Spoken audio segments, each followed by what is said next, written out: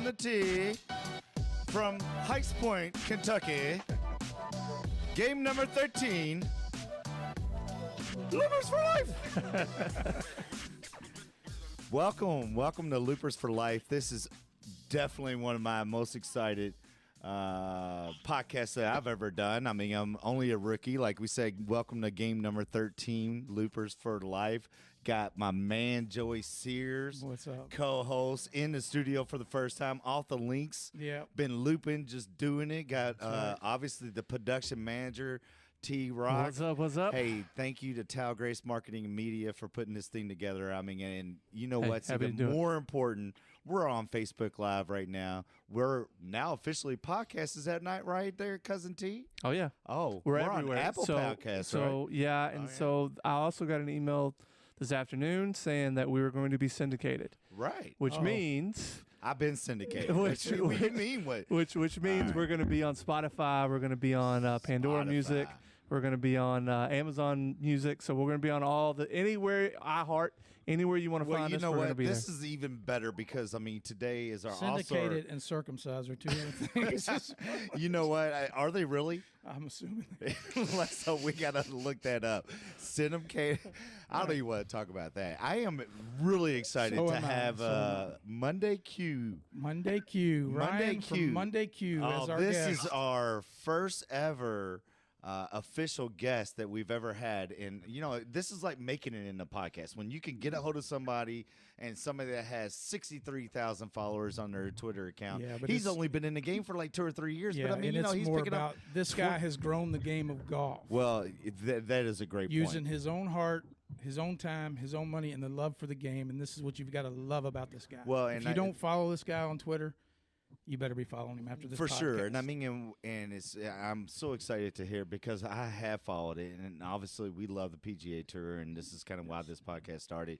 And what he's done for the PGA Tour, and just like the everyday players. Well, for the Monday qualifiers, yeah, the Monday. Well, that's for the kids PGA in middle Tour. school. Well, yeah, that is the aspirations Outlaw of Tour, what the kids that I have I'm fortunate enough to be around. I mean, these kids want to play on this to be able to see what they have to do for the guys who are very passionate, and we have talked about the stories that we've gotten from him. Yes. So let's bring this guy on if we can. Ryan, welcome to Loopers for Life. Thank you very much for being our first guest. No problem, man. Thanks for having me on. That was some intro right there. As long as we impress you, we a step forward, man. Hey, and I mean, and a quick story. Tell us about your looping skills. I want to hear about your caddy stories. I mean, you grew up around the game. Let's hear your story, Ryan. Yeah, I mean, my looping skills is I know enough about looping to pretend that I look like I know what I'm doing. All right, well, he's comes from my heart here, brother. Yeah, I mean, so, I played college golf, and then, my introduction to how good guys were is I tried to walk onto the 4-year school, Michigan State, and I was playing pretty good golf for me at the time. And I didn't, I was going to be like 8th man on a 5-man team. So right. That was the end of my playing career. And then my dad and I would caddy on a mini tour, as our like father-son trip. So we did that a lot. And Hooters tour, Dakota's tour, man, how about that? Tour, That's a lot of Canadians tour. Your dad would caddy too? How cool is that? Yeah, how cool is that? It was a lot of fun. Yeah. Wow, when was this, Ryan? What year? Yeah, so it started in 2002, and I think it was either a 10 or 11. That was our last year. So wow, you were out there when I was at the tail end when I was out there. Wow. Man, that's awesome. That's great. With your dad, y'all would go on vacations and go caddy. Is that what? That's what you said, right? Yeah, Love we would that. go caddy. And, we would just drive down, and, it was easy to find a bag back in those days. Oh, yeah. There was so many players, and, the purses were good, so guys could afford caddies and those kind of things. So, we did that for, 10 years, and then from there I just met guys, and, when I had time – I've been in the restaurant business most of my life prior to this. And, from there I just met guys, and if I had time off of work, I would, caddy at Q school. I never did it full time, but enough to. Who was the best player you ever caddy for, Ryan? Best ball striker. Yeah. Let's just say best ball striker. Yeah, my dad actually has a way better record than I do. I have a win on the Canadian tour. Wow. When I say I have a win, when I say I have a win, I didn't do anything. Like, yeah, you did. What do you mean? I mean, you had to calculate. That was before they had the Bushnell rangefinders legalized with the slope, You're right? walking off some yardage. I mean, you were walking off yardage over. I mean, come on now, man. You did. That's the great thing about being a caddy. You are on the team regardless because they got a rule for you. You know it? Yeah. You think about that. USGA and the RNA put a rule in for you looping. Ryan, you still there? Oh yeah. All right. So sorry about that, man. We said like a tornado warning. Yes, we did. We are in there are some thunderstorms going through. Teague, valiant work right there. We have no clue. I don't know what happened. You know what he did, right? He absolutely flipped the battery. And so, I saw that for a fact, sir. All right, Ryan. So let's. Well, before we go in, sorry. I mean, what a great story, Ryan, and thank you for everything that you have. I mean, knowing that you're a fellow looper and that you caddied at a high level like that, got a Canadian Tour win. Congratulations on that. I mean, because like I was saying, you are a part of that team, and be able to see that. And I would love to hear some of your dad's stories. And in his eyes, who the best ball striker, especially if you're all caddying up there in that Canadian area. In the Canadian golf, I mean, as we know, Teague has been picking throughout the year. Yes, sir. I mean, there is some exceptional players up there. And obviously, you're being from the Chicago area, you've probably seen a lot of those players that haven't made a name outside of maybe making a Monday qualifier. Tell me how you got involved with that and how that Twitter page came about, and how often do you go to Monday qualifiers, Ryan? Yeah, so I mean, I was in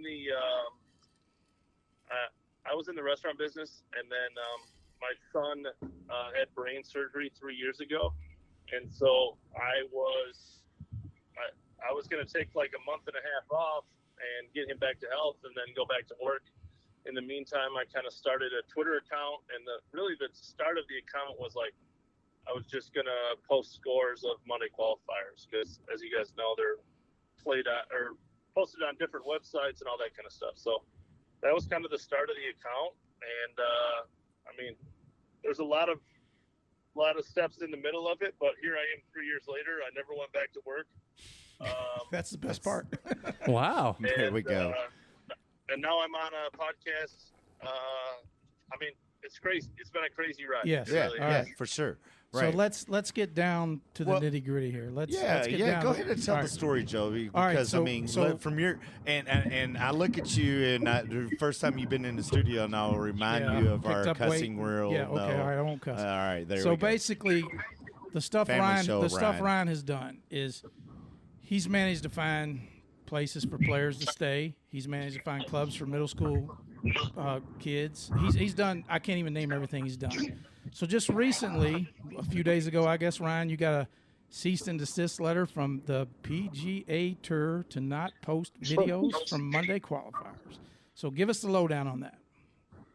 Yeah, I mean, so it started a while ago when I took a job and with Fire Pit. Matt Snella and Alan Shipnick, and yeah, they said I couldn't shoot videos anymore. We've kind of tried to work it out with them. I've kept it quiet for a long time, right. And then yesterday or whatever day, I don't even know. Two days ago, yeah.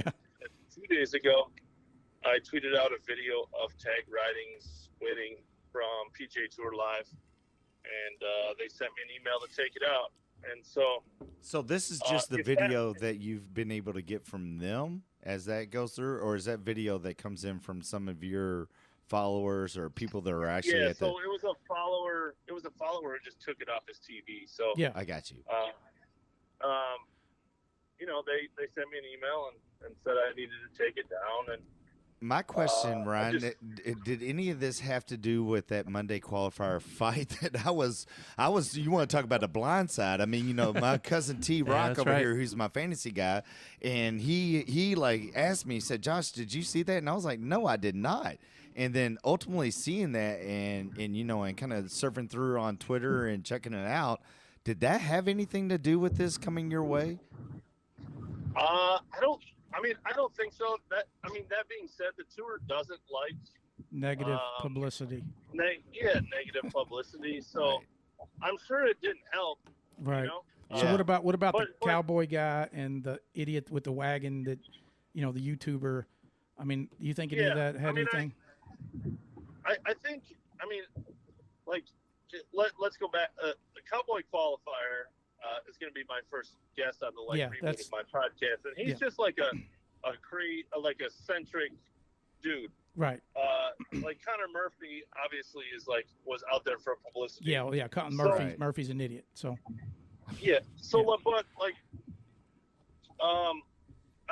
with Monday qualifiers, there's characters at Monday qualifiers. Yeah. There's a lot of there's a lot of. You guys know there's like negative stuff. I mean, there's like they play crappy courses and they hit off mats and like all that kind of. That happens. But right. So let me ask you this. Sure. Now it's obviously you have exposed the fact that the PGA Tour will take anybody's money as long as they say, "Hey, I'm a professional," and go whack it around a Monday qualifier. So, me personally, I think some of that might be, they're like, "Hey, this is kind of negative. We're looking kind of greedy here. Like we're just going to take anybody's money and let this guy dress up in a cowboy suit." But Joe, how much are they making from a Monday qualifier? Well, it doesn't matter. It's the PGA Tour. They don't. Well, what's it Tour's image, right? Ryan? What's it cost to play in a Monday qualifier? Yeah, Ryan, I would definitely like to hear $450. Okay, $450. so how much is $450 entry fee? And these guys are traveling to XYZ, and they're chasing the tour. How many people on average do that, Ryan? At a typical tour Monday, you have it varies, but like at a pre-qualifier, which is $250, you have like 80 guys or 100 guys. Some there's like 700 guys. Yeah, and that money's not going to the PGA pods. But with that being said, pre-qualifier, let's go, right?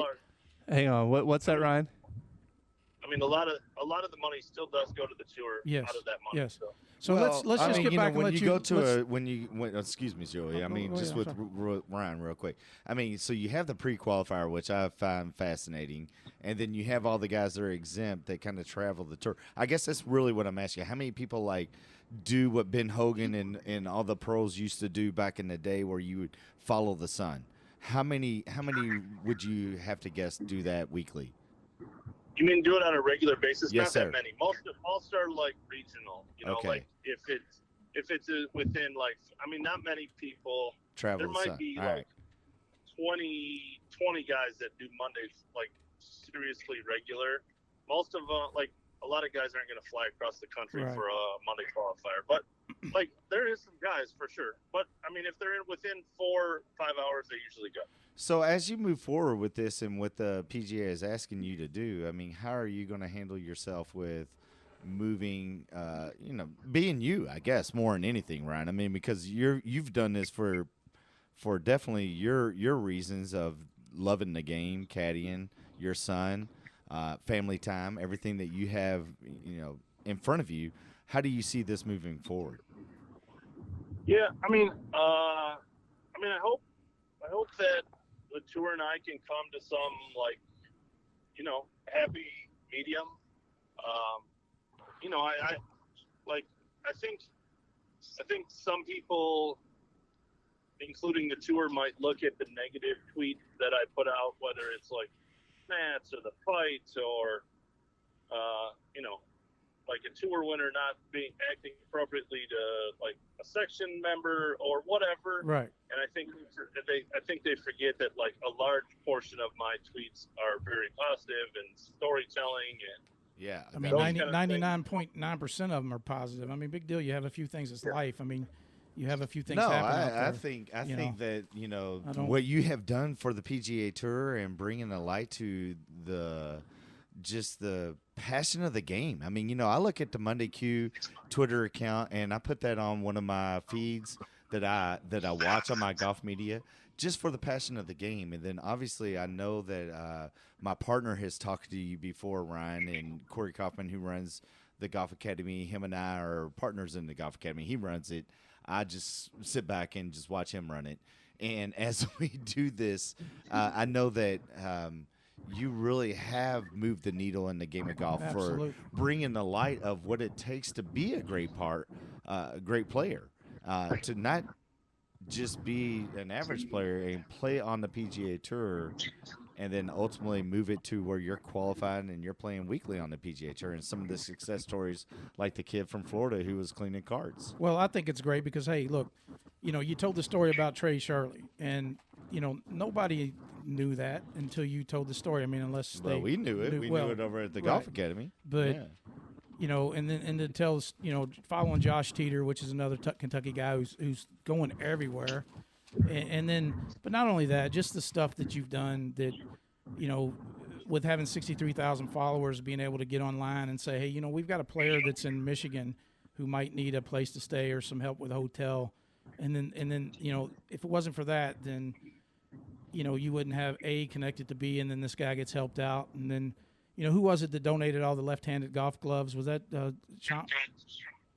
Craig Chalmers. Craig Chalmers, yeah. It's Craig Chalmers. So, I just think it's a slap in the face what the PGA Tour did, in my opinion. Yeah. And I just think yeah. Look, I was going to go to the Barber Saw, and now I'm not. I don't want to go down there. I don't even want to mess with it. Well, can I ask you a tweet yesterday? No. You talked about the Barber Saw and just the off events. And how does Barber Saw come up with enough money to be able to? That was the best tweet ever. Because bald-headed guys like me have kept them in business. Tell me, I've had the same can of Barber Saw for 7 months. That was the best. How many people came with the girl? I got 2 bald-headed guys in studio. If you ever look on our Facebook page, Ryan, or on Twitter, and you see it. Basically, our logo is a golf ball, which is bald-headed. It's even bald at the top right there on our logo with the headphones on. But anyways, no doubt that shaving cream lasts a lifetime. There's been shaving cream from WW2, I think. War 2 has been around. That was the best tweet. I love that tweet. I think at the end of the day, I hopefully got the tour's attention, but that's listen, I say it all the time, guys. I don't even know who I'm mad at because all of the people at the tour that I have a relationship with have been very nice to me, right? And are great. I don't know who's behind the curtain making these decisions. Well, are you allowed to tell us whose name was on the email? Do you want to do that or not, or would you rather? No. Come on, bro. I like this. That's a looper. I tell you, Pies, I'm not going to tell anybody. Don't worry about it. I've never heard that. No, that's probably a good idea. You know what? If you guys want to know the guy who sends the email, go out to the Barber Saw and post a couple videos. Well, Joey, I was actually the funny thing about that is, I put sounds like a Joey Sears project. I put this in a tweet the other day. I was actually heading down to the Barber Saw yesterday because I have a group called Louisville Metro Golf that covers local golf. And then once that happened, I think I told you yesterday, I'm not going down there. I'm not putting up. No, you're the last person, dude. They'd find you. You're already outlawed from caddying in Jefferson County, dude. You don't want to take out. They got his picture already. This guy can't loop anywhere, Ryan. Hey, Ryan, I got a question for you, man. So, as far as the Barber Saw goes, how was the talent level for that Monday qualifier? Being that the Open was at the same time, obviously a lot of your top end guys are going over there. So seemed like there was more opportunity. Was the talent level better for this one or not? Yeah, PGA Tour Mondays are I think, and I've talked to a lot of players about this, is I think they're actually easier than Korn Ferry member on a normal basis because at a Korn Ferry Monday, almost every college player that can shoot 63 on a given day is there, and they don't have that scar tissue at a PGA Tour Monday. The tour controls how many players are in there in some respects. So it's a smaller field, and you get some guys that are on the back half of their career. That's not right. I'm not taking a shot at it. I'm just saying, Ben Crane, Robert Garrigus, those guys have, struggled for a while. So it's a part of the field is made up of veterans that have been struggling. So the likelihood that they're going to play well is less than some college guy. Not that they can't, just that it's part of a career. And but the Barber Saw Monday, I loved it. I love opposite field events in general. Yeah. The Monday is another great example because there's basically names that the casual golf fan would have no idea. Trey Shirley is a great example. Great example. Yeah. Yeah. I mean, there's outside of Kentucky, there's 10 people that can name who Trey Shirley is, and so now he gets some exposure, and I mean, and again, like Trey Shirley's a great golfer. Yeah. You know, like, I mean, I say this all the time, guys. It's like, if I use Trey in this example, like, if 99% of golfers got to play around with Trey in the whole world, like 99% played with Trey Shirley, that would be the best player they have ever played with by a long shot. Right. It's not close. Right. So, like, and like Trey hasn't really done anything. Anything, I mean, like, right. he's won Kentucky Opens, but right. those kind of things, and he's very, very good. Not that he can't be out there, he just hasn't been out there. Right. And Exactly. like, But it's his opportunity, and he that's qualified for it, and he, stepped up. And I mean, and that's the hardest thing. I mean, you talk about your time at Michigan State when you had to do it weekly, and you had to come in and like qualify weekly, daily. I mean, every day your score mattered, right, Ryan? I mean, they have to do this in one day, and the scar tissue that runs deep on the Tour Pro. I mean, it truly runs deep. I mean, and you can see them drop in and off the map. And that's a great question in regards to the Barber Saw. And I think like the off-field majors where you have these guys having one opportunity to qualify for a PGA Tour and then take that and ride that momentum for a tour, a chance to play the following week, to make 100,000, 200,000. I would love to see Trey make the cut and do well and actually have an opportunity. Yeah. Right. Because we've known as Kentuckians that he could play. Yeah, there's no But that's what makes your Twitter so great is that you have proven just how good you have to be at golf to play on a professional level, period. End of story. I mean, Trey Shirley, Trey Shirley would be the best player at 99.5% of clubs across the nation. Yeah. Oh, yeah. There's no doubt. And he is at Oldstone down in Bowling Green. Right, which Oldstone is a great. We talked about that last week. I mean, how great Oldstone is. Well, Ryan, we really appreciate your time. And I guess really I got two more questions for you that you got to answer before you go. Who do you like? Who's the best Monday Story qualifier that you've ever reported on in the 4 years that you've been doing this? And then also, too, who do you like this week at the Open Championship? Yeah, the first answer is pretty easy. That one's Jay McLuhan. Jay has, I'm not sure there will be another story like Jay. Jay was watching TV with his kids, perfectly healthy, on his way to Q school in 2017. His heart stopped. Wow. He was dead, basically. His wife gave him CPR, called 911. He was going to die. He died again in the ambulance. They paddled him 7 times. He survived. Fast forward to last May, and they owned some property. Him and his wife were working on a brush hog. The brush hog fell and pinned both of them underneath of it. I heard this. Jay called his 7-year-old daughter. 7-year-old daughter had to run half a mile to their nearest neighbor, grabbed the nearest neighbor, and he brought his tractor, got the brush hog off of both of them. Jay was okay. His wife had stopped breathing. Her heart had stopped. She was blue. Wow. Jay did CPR on her, and she survived. So they have both been dead in the last 2 years. Golly. And both survived, so. Wow. And then he qualified? And he qualified at the Sanderson Farms. He's qualified a bunch. Wow. And he made the cut at Sanderson. Jesus Christ. What a story. That is our new favorite guy. Jay McClure, man. I mean, that guy right there. Yes, sir. Where's Jay from?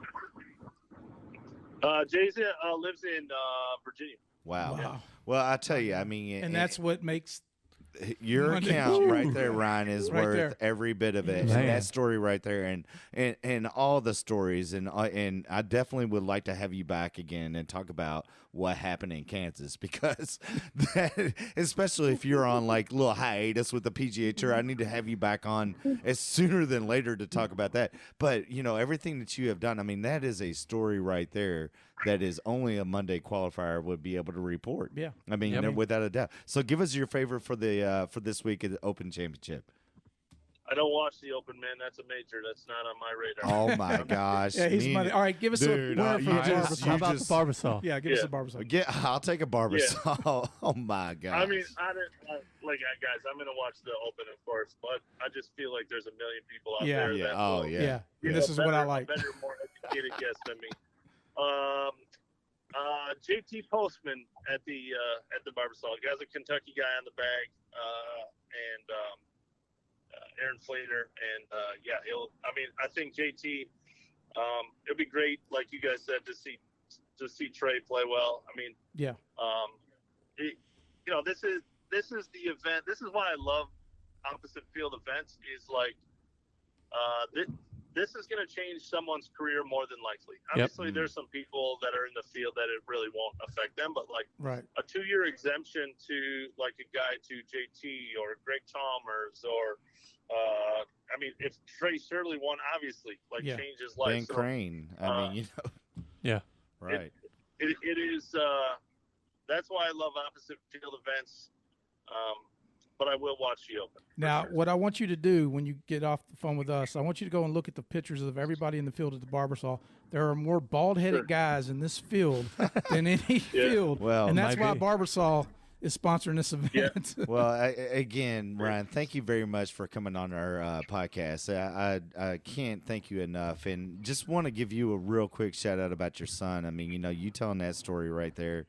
Anything that you have done forward, and hopefully he's still doing well. Please share with us so we can share with everybody else. Definitely. Yeah. We're very lucky. He's doing great. Besides a big ass scar in the back of his head, that he had surgery. He might have to have surgery again once in his life. But I say all the time, guys, we spent a couple weeks in a children's hospital. And you quickly realize that your shit isn't too serious. That's Yep. right. Exactly. Amen. Yeah. Exactly. There was kids there that will never leave. No. And you feel sorry for yourself walking in and walking out. You feel pretty lucky. So. That's right. Yes, you do. Yes. Well, God bless you, man. He's had some challenges, but again, we've spent enough time with in children's hospitals and pediatric neurologists to realize that. Maybe we're the lucky ones. So hopefully you and him can do a caddy job and man. take some of these things like you and your dad did. And man, God bless you. And thank you for your time. Thank you for your story. Thank you for Jay McClure's story. Really, Ryan, appreciate it. Anybody who's listening that does not follow Ryan at Monday Q, you need to do that. It is Case of the Golf One. Yeah. That is at Case of the Golf One. He's got 63,000 followers. He's still going to share a lot of Monday stories, despite any shenanigans that goes on with the PGA Tour. And Ryan, thank you very much, sir. We will be moving over to England, sir, Thanks, and guys. I am ready for my English voice. Hey, Ryan, thanks a lot, buddy. I'm Thank glad you, Ryan. did this. Appreciate your help, it. man. Thank you. Thanks, guys. Yes, All right, sir. buddy. We'll talk to you. Thanks. Man, that was awesome. What a story. Huh? Wow. Can you believe that? Wow. I mean, I've seen it. He can only write so much because Twitter, shares so many things. I mean, we had an opportunity to have a guest that before, and I was really hyped up for her. And I have this guest, and we're going to have that guest at some point in time. There is no doubt. But to have this guest, it kind of has the same feel why I was hyped up before. And you know why? I mean, that story is fresh. That story is right off the PGA Tour. Look, and I know Loopers for life. First one that came out. I mean, come on. We even got the old caddy in studio. He's asking for names so he can write the contract out. Like, Pods, look at you. I just wanted to call the guy out who wrote the email. Hey, look, man, what kind of ass are you? Wow. No, seriously. I mean, look, and I've said it 10 times. I've said it. If you're not following this guy, I don't care if you are just a small golf fan, a big golf fan, or if you're not following this guy on Twitter, then get your butt on there and follow. What's the take on the time, Teague? I think it's like, I got 25. We're about 30 minutes. 30 minutes. We 30 minutes in. I mean, and again, Loopers for Life, as I've told my wife, I mean, this is realistically going to be a 54-minute show. Yeah. I mean, I like to hear myself talk. It has been. I mean, yeah, and it's what we've been averaging. And, I did the research, Teague. And, you and I talked about it. You've really taken Talgrace Marketing and Media and doing this studio and having this production for a lot of local businesses. really the average time is 47 minutes, so we're not too far. No, we're good. Yeah, we're not too far. We have we're to golf. take time out for the tornado warning. Oh, wow. And that was the best thing. I had that fixed in a minute. Well, you've always, you and I, and we'll just talk about you and I's history, T-Rock. Oh, yeah. I mean, you have always been on the fly, being able to do that. I mean, that's one thing about working at Oxmoor Country Club. Hey. We were on the fly. We made it happen. And, we also talked about how we always had to say yes. We were in the business of saying yes, and it's hard to say no. You did tonight and saying, oh, yeah, we'll do a podcast tonight. 9 o'clock. Hey, now listen. Let's roll. I'm just now in the G's of the Barber Saw, and there's 16 bald guys, and I'm just now in the G's. Well, we might as well go straight into the Barber Saw. I mean, for everybody. Hang on. Okay. I got a looper thing I got to ask first. Okay. Did you guys see the dude, I think it was in the Scottish Open, walked onto the tee when Rahm and I see that. I did oh see that. my goodness. Here's what I'm saying. Club. If I'm McIlroy's caddy, I fire that dude right away because he ain't protecting you. Well, he probably should have tackled him, but he should have did something. He just kind of looked at the guy. Who you firing? The caddy? I mean, that was the caddy's job. The caddy should have done something. The caddy should have said, "Hold up, Hans. What are you doing?" Right.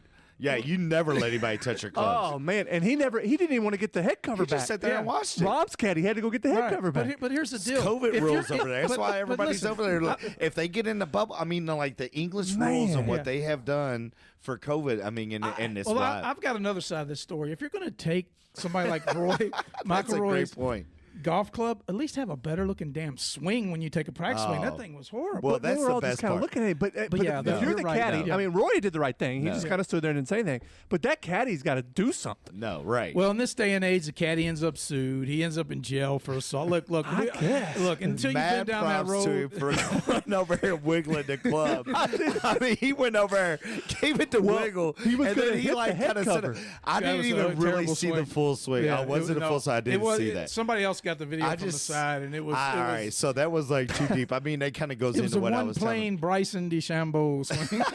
I just saw him go over and grab it and like kind of sit there and like they were all looking, and then he started wiggling it, and then like the video ended on, and then I ended. I mean, I surfed out, checked out. Still crazy though. So that is crazy, and you know, really kind of like the craziness of the PGA Tour and what the Monday qualifiers and they come through and the things that happen. Yeah. I mean, but it's just not on the golf course.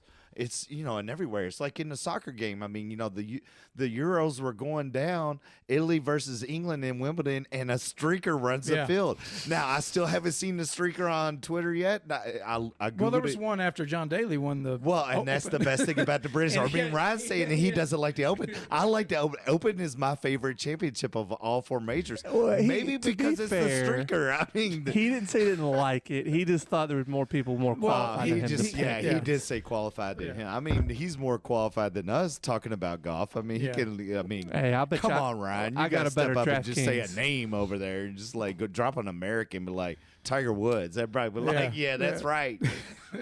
Tiger Woods. And so I guess right now at the Barber Saw they're doing a caddy putting contest at Malibu Jacks. At Malibu Jacks tonight, baby. We can just follow their Twitter page and just live tweet that. See right who's winning. Now.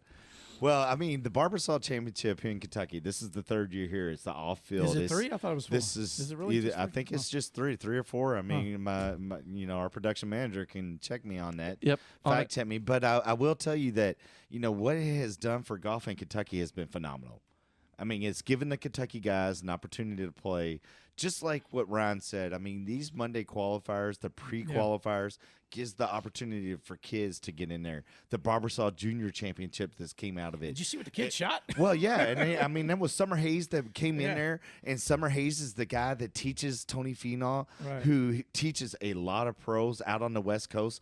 Both his kids are phenomenal players. That young man has played in the U.S. Amateur when it was at Pinehurst, and I saw he had like a little posse going on and everything like that. So, I mean, they all roll with posses in entourages. But what a phenomenal golfing family and everything that they're doing for the game, I mean, is another thing. But Barber Saw that here, kid might contend this weekend. Oh, he can. I mean, you know, with this golf course being an Arthur Hills design golf course, one of the great golf courses in Kentucky. Yeah. I mean, we really didn't even put it in our top 10, you know, as we ranked it. I mean, nobody put it in their top 10. I mean, nobody listened to my top 10. It was so crazy. but, you know, as we look at it, this course and the changes that they have made, to be able to have the players here knowing, hey, you're going to have to shoot 20 under par to win this thing. Oh, yeah. Right? I mean, you better be able to come out, and you think your Monday qualifying like those boys did this past Monday, shooting 64, getting in. Hey, if you shoot 64, that'll move you and make you a cut. Yeah, absolutely. I mean, but, if you follow that up with a 70, 70, 70, you're finishing at the bottom half of the. And I am actually going to ride down there. Well, I'm sure you are. I mean, you want to cease and desist right there. You want to be circumcised or what was that? Circumcised or what? They're going to let him in. What did you say on that? I mean, circumcised. You said you were syndicated, and I want to make sure you knew the difference between syndication and circumcision. I mean, Josh Over's like, I've been syndicated, man. I'm like, man, well, hold on, trust Josh. me, dude. I want I've to been make sure that you for a know while. the difference between syndicated and circumcised. All right, hey, so check later on tonight and let you know, Pods. Just don't check right now. 2018, 2019 were the first 2 years. 18, 19. So this is the third one. Okay. COVID.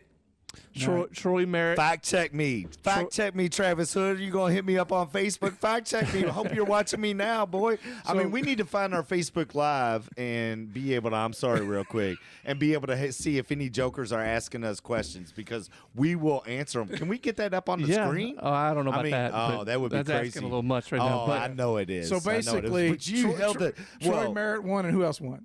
Troy Merritt won the first year, and then Jim Herman. Yeah, Jim Herman beat Billy Horschel. Billy Horschel? No. Troy Merritt beat Billy Horschel. Didn't Jim Herman play quarterback at Purdue? That put Billy Horschel back on the map onto the world scene. It did. To his point, I'm going to go down there and streak. I'm just going to go down there and streak. Now, there's a game plan, Joe. That will probably get you a caddy job availability somewhere else. I mean, Louisville Country Club may call you Jefferson back or County somebody. Jail. I'll be caddying the food from one end to the other. So, oh, my gosh, man. All right. Well, just having that and him talking about the Barber Saw and how much he likes those off-field. I mean, it does give the opportunity for these guys. They're playing a PGA Tour event. It's going to change somebody's life. It's going to change somebody's life. I mean, it's going to give them the 2-year exemption Except to be able John to play. Daly's. It's not going to change. Well, and there's some players that won't. I mean, he did say that. And there's going to be players they won't.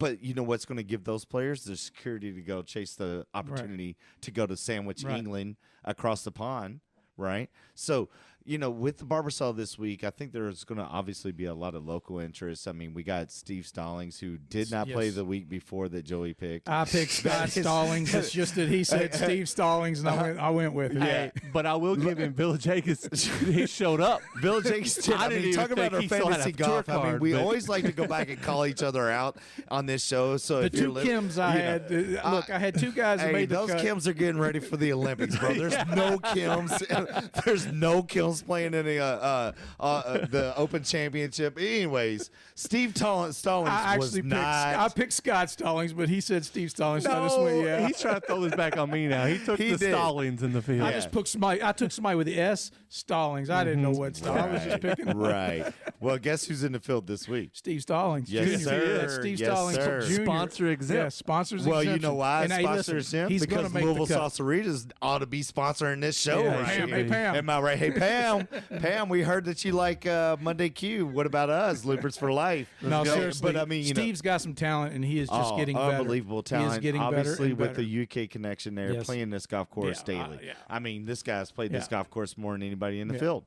I mean, there is no doubt, more than anybody in the field. So he's got to have some good mojo on there. Fantastic, I'm taking him. Definitely. He needs to shave his head before the tournament, though. Huh? Go bald with some Barber Saw. I think whoever wins this, that would be. Yeah, they ought to just put a racing stripe on there. That should be what they do. I mean, let's create something. I mean, Monday Q, tweet this out. I saw something. He's like, how does Barber Saw go about sponsoring this and how long? They sell their cans for like 8 cents a can. Yeah, and it lasts for like 6 at the years. Dollar General. Yeah. I mean, you can get this from a World War II warship. Like you go through somebody's Still made locker. out of tin and not aluminum. Dude, I mean, but if they would take it and just put a racing stripe right they down, really should. and just shave it, and that the dude big be giant number now, one. again, I mean, half the field have hats on, and they're going to be bald already. Well, I've already looked. There's probably 39. I've counted. There's 39 bald-headed guys. 39 out of 144 players. Well, that's still a lot of bald-headed guys. Oh yeah, that's so it just goes to show you how old the field is. Yeah. That's great. That is great. So who you guys taking? Jason Duffner wins this thing hands down. Oh my God! Okay? End of story. The most fit guy out there. Jason Duffner. All right, so we're going to talk fantasy here in the bluegrass right now, right? We're doing Barber Saw first. Barber Saw first. Let's talk Barber Saw, and then we got to go to So everybody's going to get to their phones, because if you're watching us on Facebook Live, I appreciate everybody looking in on us. This is the first time we've been on Facebook Live. This is the first time that we've had a guest. This is the first time that we've had a technical difficulty. It is. That we just didn't say, hey, hold up, time out. Let's rewind that back and play this. But, Teague handled that like a pro. They're over here looking on their phones like a pro. This guy right here, the pro, I've already wrote it down on my notes, bro. I haven't. I already wrote it down on my notes after I look at my phone, too, and see who the main picks are for the Barber Saw. Who's playing in this? Who's the biggest name in here? You know what's crazy? Who's the biggest name in here, Cousin T? Seamus Power. We had him picked last week. We did have him picked last week. He's the most expensive guy. And then you got Charles Schwartzel. It's a pretty big name. Tell us the odds. You ought to let us know of kind of the odds. I like it. That would be a great thing. So Seamus Power is your favorite. Charles Schwartzel's right there. Luke List is the third favorite. Tom Lewis. Is it Tom Lewis? He's right there, kind of fourth favorite. Then you get into guys, Knox, Shank. That's a bad name for a golfer. Jaeger, he's a Warzinski, good player. Right? Nick Taylor. I mean, Okay, so who are you going with? I mean, or do we want to find out Joey's picks first? we want to throw. Yeah, let's throw Joey's out there because he always says I took one of his guys. Right. So let's let Joey go first. Yeah. So here's the deal. I got Jason Duffner. Going to win the thing. Are we sure Duffner's playing? Yes, no. Duffner's in here. I mean, we should always look and make sure that we got Joey's players. If I've got Bill Haas. I'm going to take Bill Haas, okay? Hey, look, why not? Hey, so Duffner's played in 25 events. He's made 12 cuts with 0 top 10s. Hey, it's right? It's a weak field, bunch of bald-headed guys. All right.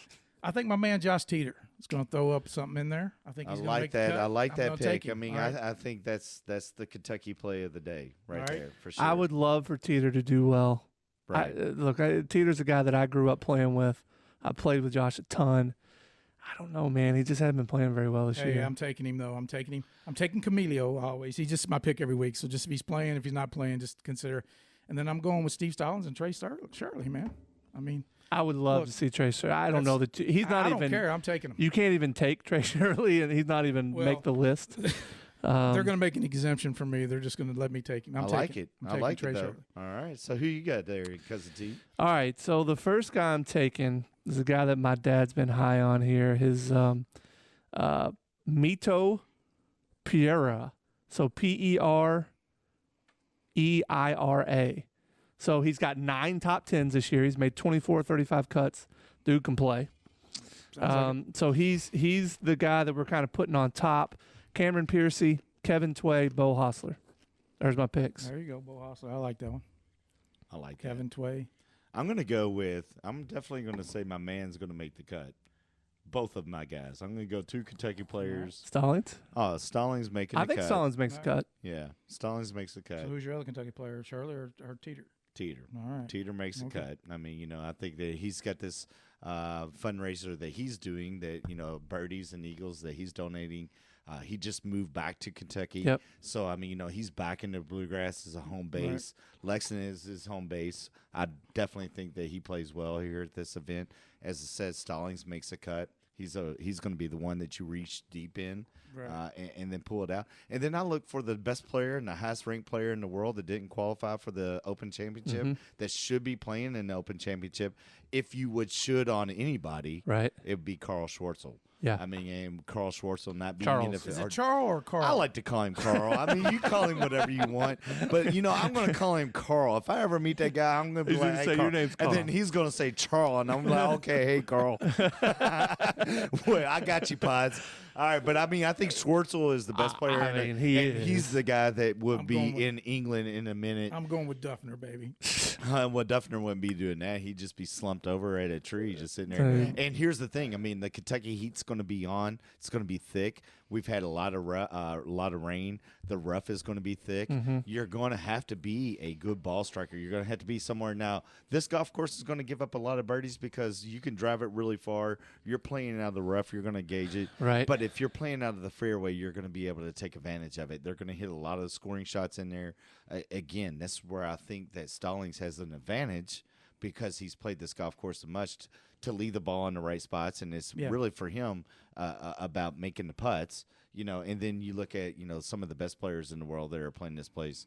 You're just looking to catch that one wave to where you shoot 67 4 times across the board, and then you change your life, and then you put yourself into another category to where Carl Schwartzel would be like he would be across the pond in Sandwich, England, which is where we're going, gentlemen, for the fish and chips. I go to my British chap. Let's go.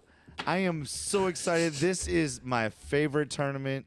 I don't know if it's as much as that I can't sleep and I just wake up and I watch the British Open, which is definitely called not the British Open. Yep. It's the Open Championship. The Open Championship. T, when did they move that to where it was like called the Open Championship? Oh, that's a good question. I don't think they ever. It's always been. I'm always going to call it the British Open. You can smack me in the face. I don't think it's ever really been called. Maybe it has. No. It's the Open Championship. It's been the Open Championship for the the thing. Since You're the champion golfer of the year, which is to me the most valued title in the game of golf. Well, it's the oldest golf tournament in the world. It's the oldest golf tournament in the world. It is played at Royal St. George's, and that has an apostrophe S on it, which is in England. This is a golf course. Not designed by Pete Dye. No, not designed by Pete Dye, but one that Pete Dye probably walked a lot with all these crazy mounds and be like, hey, I'll put a mound right here. Yeah. But this is the 14th time that Royal St. George's has hosted the British Open and has hosted the Amateur Championship 13 times.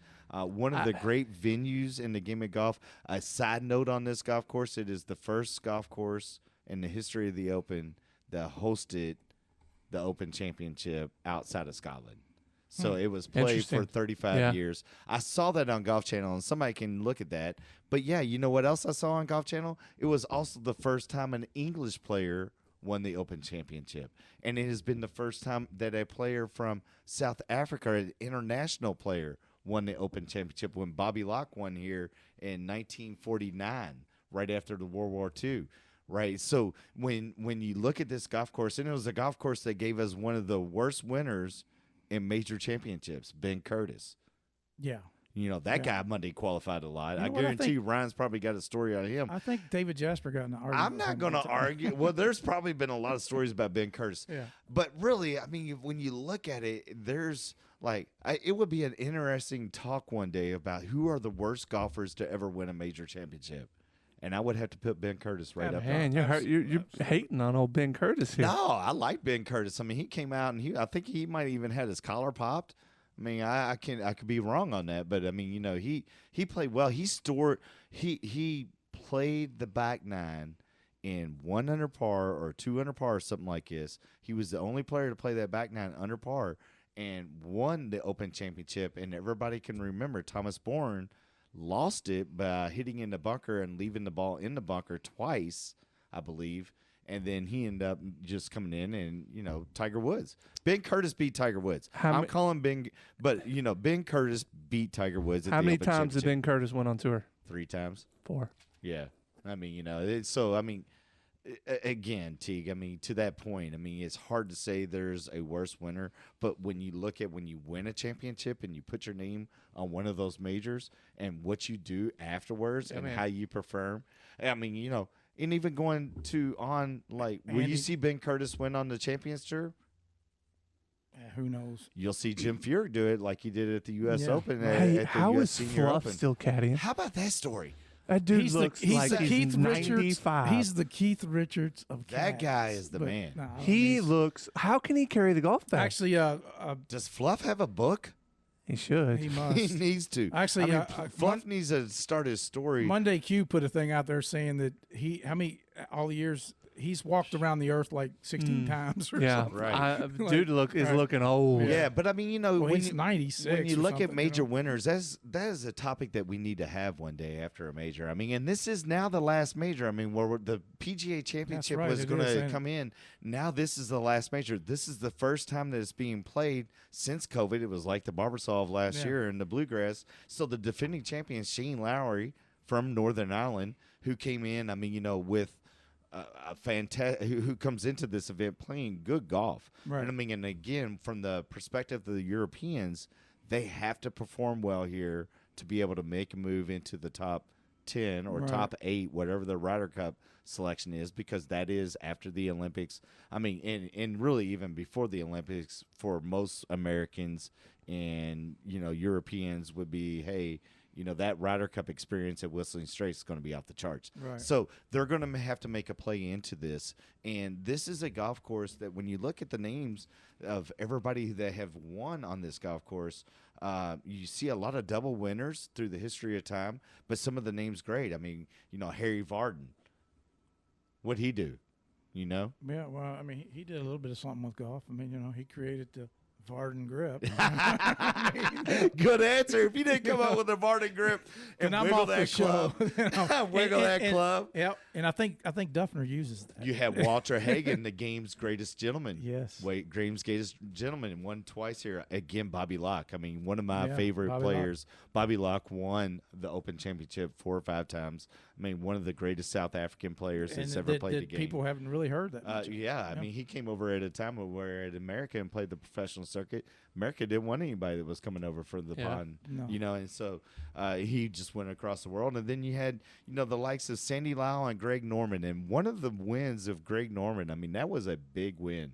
There must have been enough room right on the last hole. I mean, 1993 was a time where Greg Norman was losing Masters. He was losing everything. He was losing everything. Blew it right on every last hole. And so, you know, Greg Norman's one of my favorite players. And you know, and this win at Royal St. George's was huge. And to putting him at the top of the world rankings at the time, which he held on to for longer than anybody not named Tiger Woods. I mean, so he won in '86. He was a runner-up in '89, and then won again in '93. Yeah, '86 was his first. Mm-hmm. Or is that right? You're talking about Norman. I'm talking about Greg Norman. Yeah. And I mean, and so he had 2 British Open champions, and that was it. Yeah, that was I mean, you know, he was runner-up in the U.S. Open, lost to Fuzzy. Yep. Yeah, lost to Fuzzy, you know, and then the waving the towel. Fuzzy waving the towel. Playoff where he kicked his butt. Well, I mean, you know, Fuzzy was the ultimate gamer. Yeah. You know, and so he kicked his Australian ass.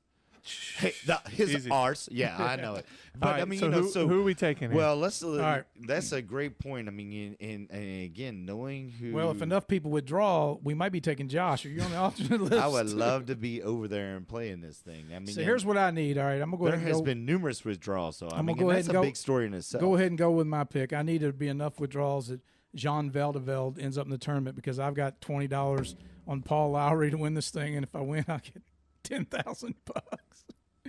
So that's just a random crazy pick. Do you really have that? Yes. I mean, what's $20? Paul Lowry? $20 on Paul Lowry wins. I win $10,000. All right. I mean, you know, like other than that, I mean, no, it's a stupid pick. It's an absolutely 100% stupid pick. But hey, you know, I've bet on worse. So, well, this is going to be the most obvious pick ever, but I think Shane Lowry defends. I think so. He won by 6 strokes last year. I think he's playing, like Josh said, he's playing well. I think he's in. Another guy that I think you got to put up there is Scotty Scheffler. It's a guy he can play, and Scotty's been playing really well here as of late. And then there's the last guy's a guy named Garrett McCalsey. He's my long shot. Where's he from? He's from Ireland, Irishman. McCalsey. You like an Irishman? Yep. I like that. Well, this is hard for me. I mean, I want to go all across the board here. You know, You're going to pick everybody again? You know, I pick everybody. But, I mean, I'm going to have to say it's going to be an Englishman, and I'm going to start there. And, you know, they're here to defend home turf. I mean, after the Euro loss that they had and not defending home turf and having Robbie Shankers come into the game, they came, and I'm going to go off topic. They put 3 people in the game in overtime to come in and take penalty kicks and shanked it. So 1776 would kick your ass in, come back. All right. Are we talking about soccer right now? Yeah, Okay. they suck. I'm we not change picking our an logos? Englishman. I'm not picking an Englishman. But Tommy Fleetwood plays well this week. Hey, he was runner-up last year. Tommy Fleetwood was up in contention at Port Rush. He is not currently on the Ryder Cup team. I do think that he is the Englishman to watch. I think that he will play well. He will put himself in position. He will. And he will fold just like those guys that came in overtime to shank it. All and right, then so I like another guy looking to make the team, but is actually playing really well and will be on the team, Victor Hovland. Yeah. I think Victor Hovland is going to come out and perform. And I'm just throwing out another name right there from the Euro side. Right. And it is a big name. I mean, and I understand when, especially me, because I like front runners and I like the guys that, as Ryan was talking about, the past winners and the guys that refine their form, like Lee Westwood. Could play well this week. That's my man. But I mean, Lovely. but there might be the Englishman to watch. But truly, when you see what Victor Hovland has done and how he's kind of attacking the game, and for him to be over there, being inspired by John Rahm and at the same age and playing on the same teams as John has played on the international level, I think he will play well. And I think that that's the thing that's interesting about the Open Championship. There hasn't been that many winners from Northern Europe. The Norwegians, Bernard Langer never won it. I mean, I can't find it on a map. So you look at like some of the like northern players that have played that have been the greats in the game. Thomas Bourne, like we talked about, leaving it in the bunker. Henrik Stenson. I mean, there's another one right there. So, so I'm just going to stay there. So I'm going to, from the Owl picks. Has he picked the whole field yet? No, I have not, because I have not told you who's going to win. And you better believe it's Justin Thomas coming straight in. Coming off his Scottish Open play. How about we get 2 Kentucky winners in the Barber Saw? Back to back. And, That's what I'm saying. Yeah. I like Justin Thomas this week, and I'll tell you why. He knows how to play bump and run shots. He knows how. He's got one of the best short games on the PGA Tour. His strokes gain's sick with his wedge. But this is the type of putting surface that Justin needs.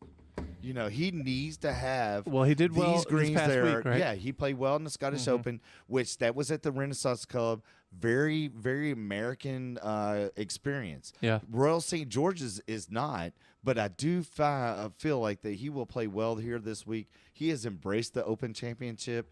He is really kind of in playing in contention right there where he was this past week. I think this puts him in a perfect spot from the American perspective. And then you can't rule out a guy like Brooks Koepka. No. I mean, you just can't rule him out. And again, this is top heavy for me. But who's been Did getting? he pick the most expensive guys in the no, field? yeah, I am, and I mean, and I could probably reach down and give you some names, but I don't want to. Okay, I'm gonna go. But we can play that game in just a second. But I want to just say this about Brooks: the Brooks Bryson thing has been intriguing. I mean, and it's been something that's been trash, and maybe. I mean, but it's something that too has created some excitement. I think it's good for. Yeah, and I mean, it's not good for the game. I mean, it is. Not too long ago, you were talking about those that were throwing temper tampers out on the golf course and saying this and saying that. It's the same thing, Teague. That's the same thing. I mean, what's going on with Brooks and Bryson? It's good for the game. But it's good for the game because It brings exposure. exposure. So it's the same thing that we talked about with the guy going over and beating the tee down and pissed at he hit it into the weeds, but he beat the tee down. Is that good for the game? That's not, but I'm with this you, is I mean, so it's a boundary line of today's society. But anyways, I do think Brooks Koepka is ready to play, especially knowing that he has probably gotten some heat in this regards. But he is the best player in the world outside of Justin Thomas. Yeah, all right. The best American. All right, so even though I picked Paul Lowry, which was a joke, it was just for me to try to win some crazy money. I'm gonna pick this. Is it how you pronounce this guy's name? Cabrera Bello Rafa. Oh yeah, I like that guy. I think he can play. I think he's good. Now, Who are you gonna pick? T, give me. I'm taking that guy. Put him in your fantasy. One random pick like you gave us last week, who we followed on Twitter. And yep, I got you right now. Did he make the cut last week? He missed it by one shot, and he hit. And I told you he hit 17 greens both days and missed it by a shot. Dude can't putt. I'm taking this dude right here. His first name is Guido. He looks like it looks like he's got picked up. You got to show that to the Facebook world. I'll put it up on there. But I love it, Guido. It looks like he got picked up, drunk out in Lexington, out in the bars, right? Guido. Guido's making the cut. Guido. I mean, I'm gonna go. Right. What's his last name? Migalzi. Guido Migalzi. I mean, this guy's he's going to knife somebody or make the cut. Migalzi. Guido's making the cut. Yeah. Well, you guys can go everywhere that you want to go, and I'm going to keep this local. And this is why I'm going local, because I am local. I am a Louisville legend, and I am going with a Louisville player that is in the field. Matthew Sheed. He is an Irishman. Who? Yes, he is one of the. Is he from Louisville, Ireland? No, he is an Irishman that has been transmitted here. U of L player? Mathis Schmid. I mean, I think it's Schmid. That guy's a player, I said Schmid. Schmid. Yeah, well, that was my British version. But if I say Mathis Schmid, the guy that plays I should have said it in my Irish version. Say Matthias Schmid. It is Matthias. Yeah, it is Matthias. Big redhead guy from U of L. Yeah. Yes, he can play. He can play. He's a player. He is in the field. He is a back-to-back winner of the European Amateur Championship. He's the second highest ranked amateur in here. Yes, if you look, I am reading off my phone and pulling the deep. But I wanted to pull an amateur as being one of the low names that you would never think, because I always appreciate both the USGA Open and the British Open, or the Open Championship by the Will and H, where you have anybody in the world that can qualify to play in this game. It's kind of like the Monday qualifier. So Matthias Schmid, right? I like it. Yeah, I think he is going to be one of the best players that makes the cut as an amateur. I got him for the low amateur. There's only one winner, and that is Justin Thomas. All right. Joey, what are we rolling out here with? You want to set it up? Roll out of here with a song by Silkwood Showers. Has this been at 54 minutes? It's been 154 minutes, but we're a little over. It's a song by Silkwood Showers called Angel, Devil, and Me. A good friend of ours, guy named Frank Green, Scott McKenzie. Definitely. Upload it. There you go. Download it, stream it, whatever you need to do. Silkwood Showers, Angel, Devil, and Me. Great song. Yes, sir. All right, so Josh, roll us out. Hey, thanks very much to the Monday Q guys. Check him out. Thank you very much for everybody that's listening. Loopers for Life.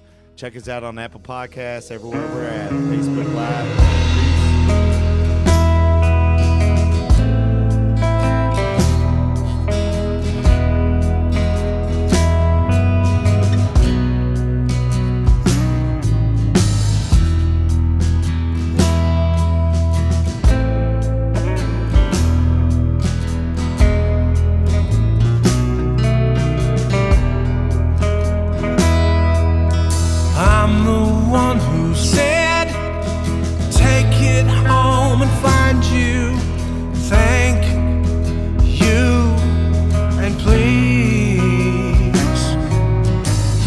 Another head, the pain won't bind you, the angel, the devil, and me.